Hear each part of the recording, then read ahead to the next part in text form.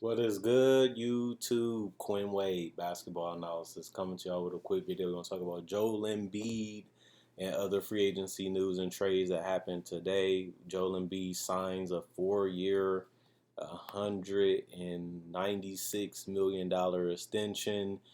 He was one of the best players this year, finishing second in MVP to Nikola Jokic. Having this type of season allowed him to be eligible for the Supermax, which he did sign today. A lot of people are a little crazy about it because Joel Embiid missed so many games, even missed 2 games in the playoffs. They lost one, won the other, which was an elimination game to eliminate the Wizards. And he played with a torn meniscus against the Atlanta Hawks and ultimately came up short in that series. And they went home and lost in the second round again, and they still have the problems with him and Ben Simmons. Him and Ben Simmons don't even talk anymore. Dot Rivers seem like him and Ben Simmons are at ends too after their comments after losing to the Hawks. So we know it's going to be a shakeup.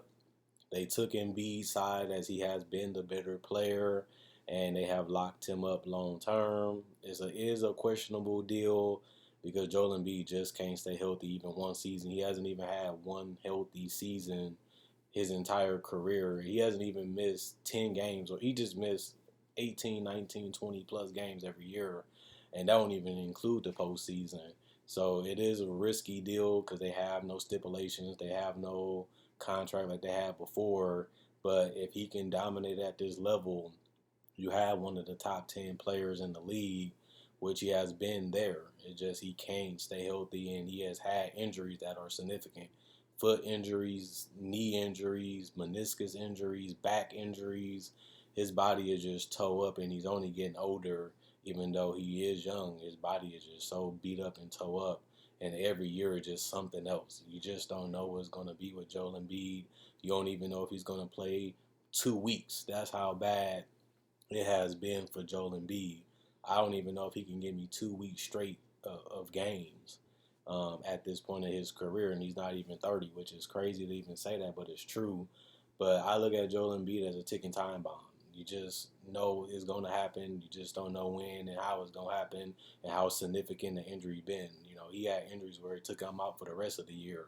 He had injuries where it can take him out even this year 20 games, and you just don't know what's going to happen with Joel Embiid when it comes to injuries. And for you to lock yourself into him, it shows that you're committed.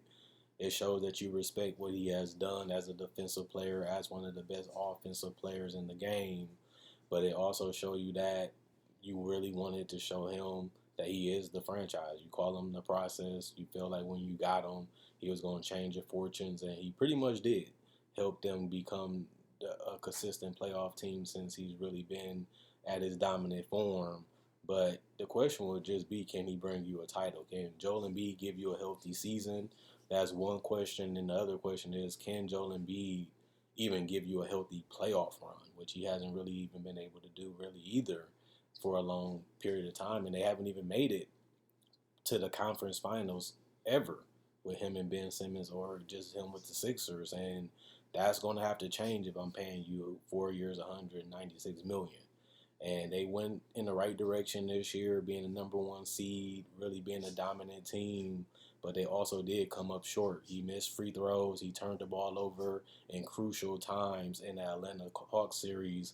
And remember, they was up and had Atlanta on the brink of elimination. They the one that ended up getting eliminated at the end of the day, and they had home court advantage in that series, by the way.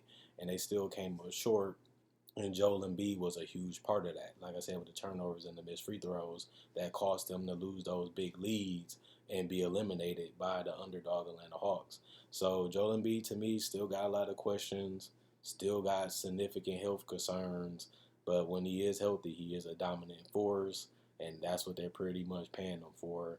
But they still should have secured themselves a little bit more, and he will have a player option in his deal, so he won't be signed for the entire time. He can always opt out of it within those 3 years and pretty much be eligible for another extension.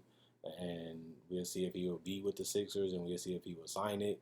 Other than that, the Grizzlies trade Patrick Beverley to the Timberwolves for Jared Cover and Hernan Gomez. I feel like Cover and Hernan Gomez will help this team a lot because they really was hungry. They really wanted to prove themselves. They really had upside to me. And when you go for a guy like Patrick Beverley, he doesn't have any upside. He is what he is. He can defend. He can space the floor. He's a guy that don't need the ball, which could be good if you want guys like Anthony Edwards and them to handle in the ball and initiating offense. Patrick Beverley will give you something that you are missing, and he also can play with D'Angelo Russell because he doesn't need the ball, and he also is a guy that can really be competitive and that can rub off on his teammates. It might work because we've seen him, Towns and Butler not really mesh right, but maybe a smaller Beverley that's aggressive can give them some type of energy that they're missing. Beverly also will be replacing Ricky Rubio as the veteran because he was gone in the draft and they got rid of him then. And they get a guy to me that's a better fit for them and can really play with their guards, forwards, and centers. So I think that is good, but I also feel like they gave up a little too early on Jared Cover, but at the same time, they really don't need him because they have other better guards and forwards than him.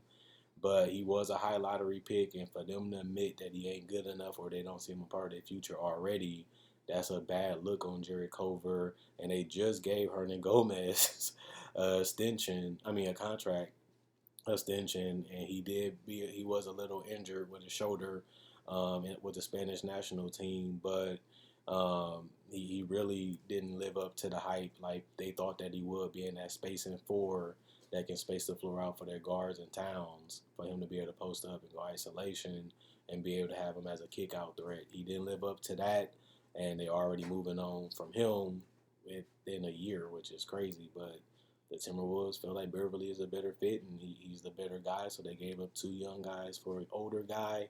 Maybe it will work out, but that's a little risky when you look at upside. But that is the decision that they made. Also, we see that the Celtics sent Evan Fournier 2 second rounders to the Knicks in a sign and trade for the TPE. So that ended up being a deal that they were still working out, and now they get the trade player exception, what TPE basically is, and it's going to be worth at least 7.1 million. The Celtics continue to create these, and we're going to see what they use. Basically, is they going to use it? How they going to use it? What player they're going to get? We don't know, but it is another thing that can help them get another piece. They use one of their trade exceptions to get Josh Richardson. Maybe they can use this one to get something else. And other than that, there's no big crazy news with the NBA. Joel Embiid is the headline, and so is Patrick Beverley again. And, like I said, if you're a Sixers fan, they love Joel Embiid. He's funny. He really gets them motivated, but he do have to get them more.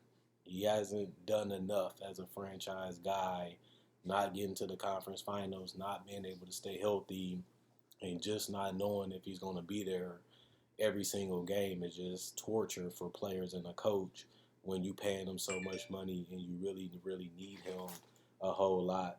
But that's the situation they just put themselves in when they gave him this extension, and we'll see if he's able to, live up to it, and we'll see if he's able to live up to being a process.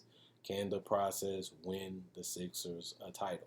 That's going to be the biggest question for him. That's what we're going to have to find out as his career in Philly continues. And we really want to see what they're going to do with Ben Simmons because he's still under contract, but him and Joel Embiid and everybody else is going to war, and they're not even communicating now. But I always say Ben Simmons is a 3-time All-Star. He's a 2-time Defensive Player too the last 2 seasons. You want to get a good package for him. I'm not saying go Daryl Morey crazy, but you need something that can keep you competitive while also giving you upside to become better, especially with Joel Embiid now locked down. I think they should get rid of Ben Simmons, but I really want to know who is that player that's going to really make Daryl Morey say, this is the guy, this is the deal, because he hasn't done it in months. We hear a lot of drama, we hear a lot of chaos about the Sixers, but we still haven't seen Ben Simmons move. I think they should be patient with it, but I also don't think that they should take this into the season. As we already know, it's bad blood between everybody, and I don't really think it's curable at this point once it went public. But at the same time, this is a business. You are paid to be a player, but at the same time, you do want something different. Ben Simmons and Joel Embiid hasn't really been able to get over the hump. No matter who they put, Jimmy Butler, Tobias, without them, with them, they haven't been able to get over that hump and make a real title run as a duo. And I think that it is time to get something fresh, something new, and go in a different direction, and also give Joel Embiid a little bit more space um, for him to operate and do his thing and be dominant like he was, this year. And if he can play at that level or better, this is why you give Embiid the contract, because you are paid for that greatness. But you also got to be a little cautious. I thought they'd be adding some little stipulations, but they decided not to. I don't know if I would have did it, but I guess that's a way to keep Joel Embiid on his good side. And if that's the reason, I guess that's why you do it. We've seen a lot of superstars getting that treatment, and Joel Embiid is just another one with this contract. But let me know what you guys think about it. Let me know what you guys think about the Beverly trade. Quinn Wade, Basketball Analysis signing out.